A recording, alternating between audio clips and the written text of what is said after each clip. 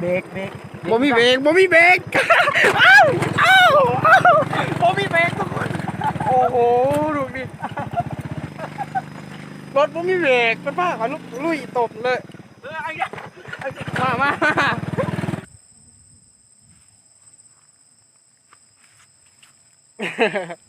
ไปเรื่อยๆทุกคนยังน้อยหนึ่งก็หอดเพื่อทุกคนนั่นนี่ยากตากแดดตากหน้าให้มันเมื่อไขมาจาก มุมนั้นก็สิเป็นห้องที่บริเพแต่ว่าก็สุดโซมแน่แล้วสุดโซมร้ายเติบ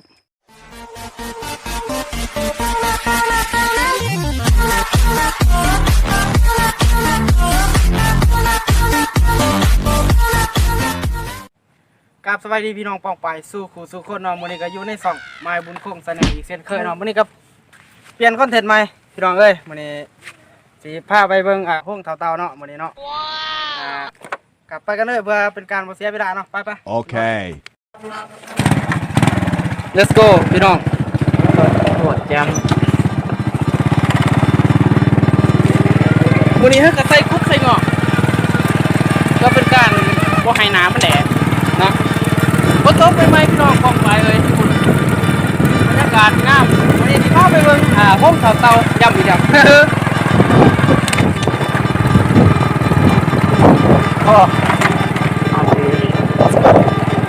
ไปกันเลยติดตามกันเลยพี่น้องไม่ยากหรอก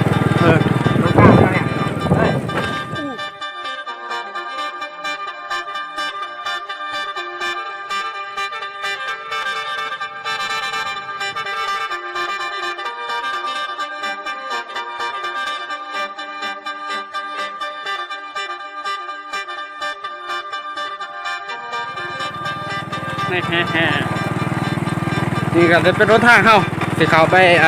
พาทุกคนไปเบิ่งห้องเต่าเขาวัดเลยเขาไปเลยเขาไปวัดเลยเขาก็สิเขาไปทางวัดเนาะเพราะว่าสถานที่เขาสิไปอยู่ทางนั้นนะมันทางไงยากลำบากแน่แด้รัฐบาลก็บอกให้ไม่เฮ็ดให้อิชิ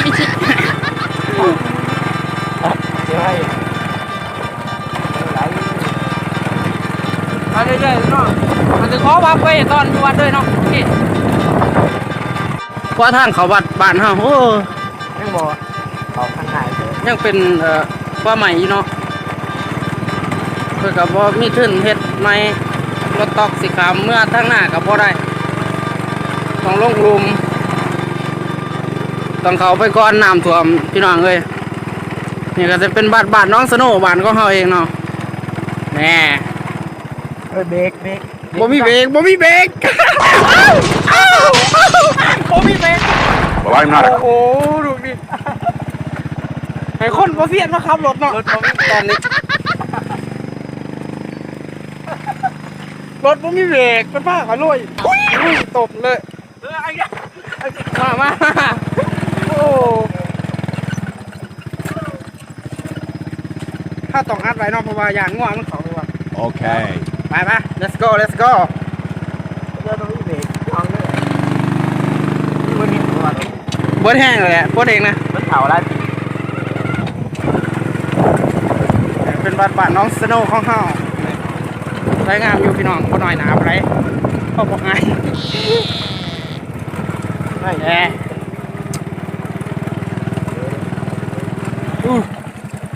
เชียวทุกคนก็มาอยู่กัน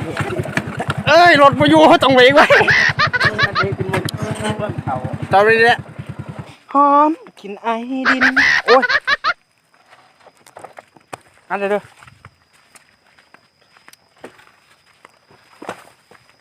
แดดหอนยังมีกรุ๊ปกับภาษาเนาะไปมันจะส่วนไปเลย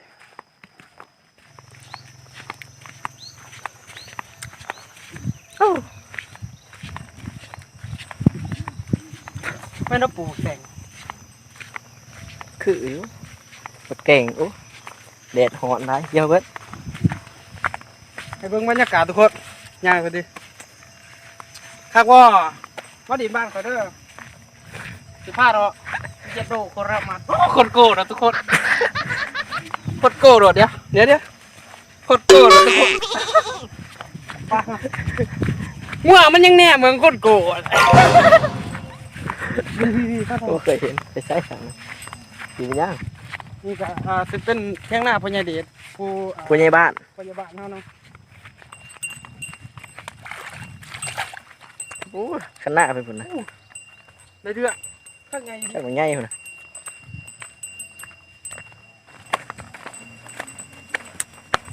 โกะบ่พี่น้องโกะบ่ ให้ก็ฟินแล้วแต่พวกพี่น้อง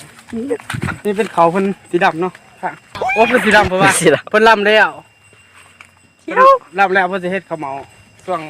ช่วงเดือน7 เดือน 8นี่เด้อพี่น้องพวกมันเพิ่นอู้คักแต่ อากาศเที่ยงด้วย อู้บรรยากาศสุดยอดเด้อถ่ายกับไปทางผู้อู้กดแจ้ง ซุ่มเขาไปเบิ่งเนาะจังหน่อยโอ้บ่แจกมันได้มันไก่ได้ ไปเลยมาอยู่สถานที่นี่โอ้ซ้ำสวรรค์สวรรค์บานหน้าเมืองยังดอกสวรรค์บานหน้าเฮาทุกคน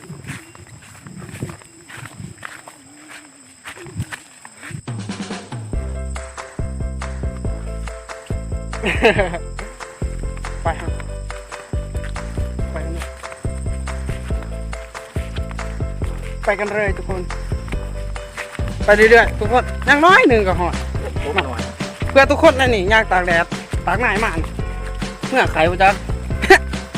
ยัดโดโครามัดกดโกนี่เขาก็มาหอดเสาเสเสาที่ 1แหละเนาะ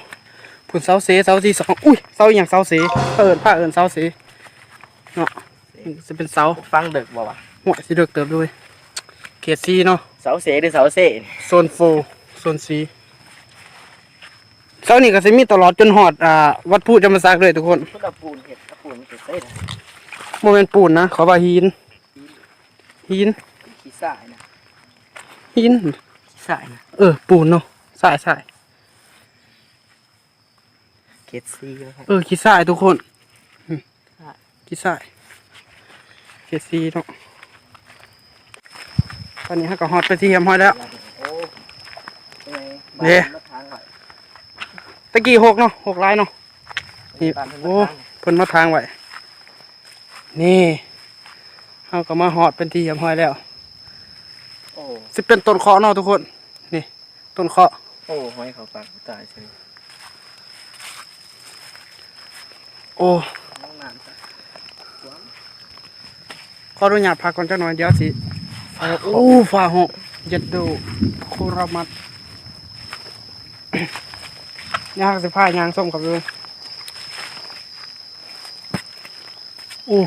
สุดยอดเป็นเมืองได้บัน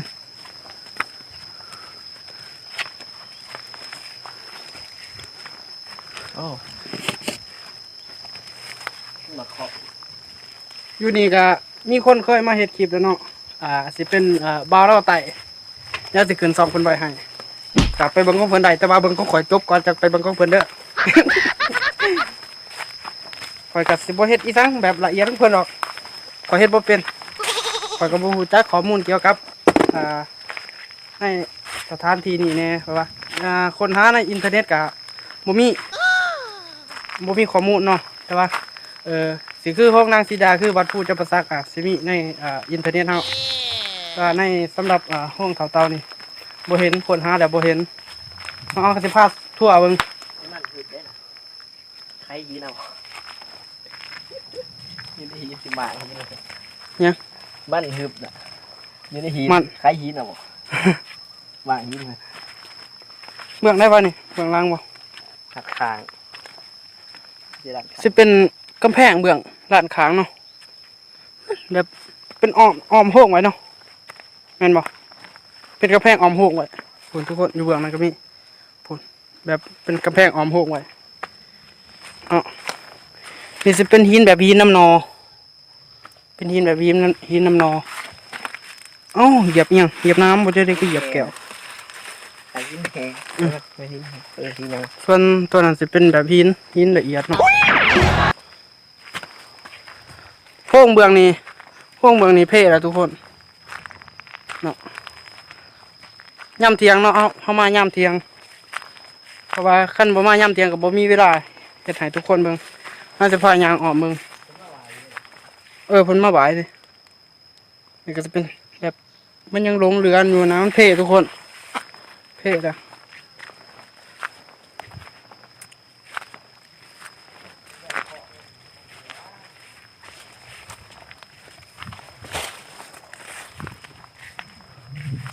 เนาะจะเป็นแบบเป็นเห็ดกำแพงอ้อมไว้แบบคือหัวบ้านเฮาเนี่ยทุกคนแบบเป็นเห็ดแบบสิมันเป็นหัวเป็นหยังเนี่ยแหละขั้นคือสมัยนี้มีหลายคนกับว่าเพิ่นสร้างขึ้นพร้อมกันกับวัดพูดจำปาสักเฮาแจ็คซีแมนหรือบอดอะเนาะมุกะขึ้นไปเถิงเว้ยขึ้นไปอยู่เนาะเอาพาขึ้นมาเบิ่งเถิงว่ามันเพ่บ่ได้ทุกคนอยากให้แบบผู้ใหญ่เพิ่นเห็นหั่นนะพอได้แบบมาบูรณะคืนใหม่นี่ก็อยู่บ้านน้องสนุเมืองจำปาสักแขวงจำปาสักสำหรับทานใดที่อยากเข้ามาหาส้มกะเข้ามาอะไรเนาะอยู่ทางทางเขาแม่นบ้านน้องนกเขียนเขามาทางสางแค้นเดี๋ยวสิออกมาใส่สางบางอย่างเนาะออกมาใส่สางบางอย่างโอเคก็หอดเลยทำเขาเจาะน้ำแถวนี้ว่าพวกเต่าใส่ได้เข้ากัดสิบอกว่าโลเคชั่นอยู่บอนใดแต่ว่าหาในอินเทอร์เน็ตบ่เห็นเนาะหาในอินเทอร์เน็ตบ่เห็นส่วนมุมนั้นก็สิเป็นห้องที่บ่ได้เพ่แต่ว่าก็สุดโทรมแน่แล้วสุดโทรมหลายเติบ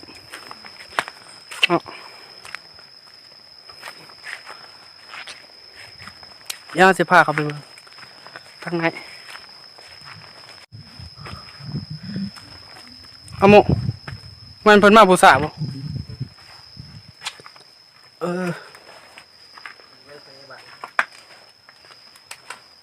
เพิ่นมาปัดกวาดเนาะทุกคนพยาบาลเฮาใส่อุ้ยตกใจเบิด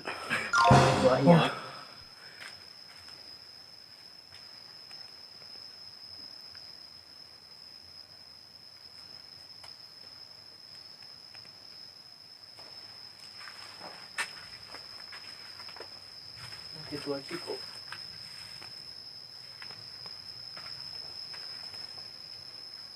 นี่สิแม่นเบื้องหน้าเนาะก็ได้ขี้เกียจมา แม่นบ่อันนี้เป็นด่าน ด้านหน้าเนาะหลังเข้ามาเนาะทางเขา นี่สิเป็นเบื้องหลังด้านหลัง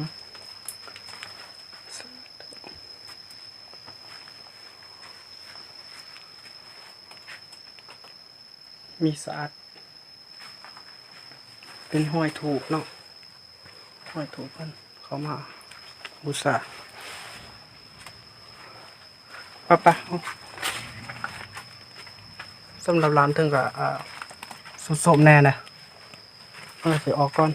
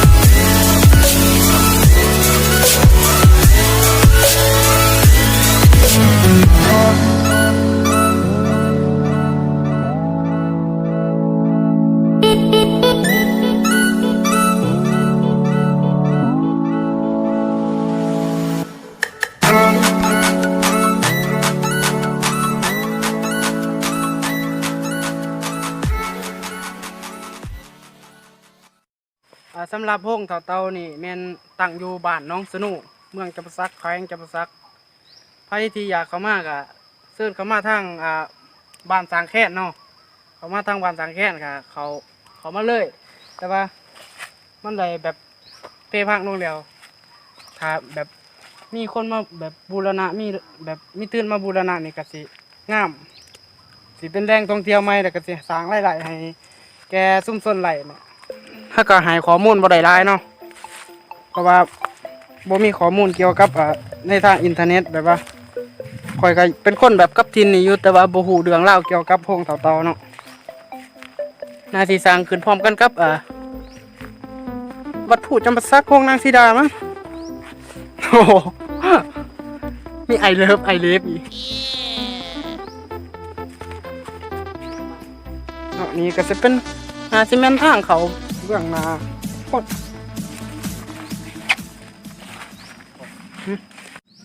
สำหรับคลิปนี้ก็อยากขอจบไว้เพียงซ้ำนี้เนาะทุกคนอย่าลืมกดไลค์กดแชร์กดซับสไครต์อยู่หลานลางของ2ในเด้อโอเคสำหรับคลิปนี้บ๊ายบาย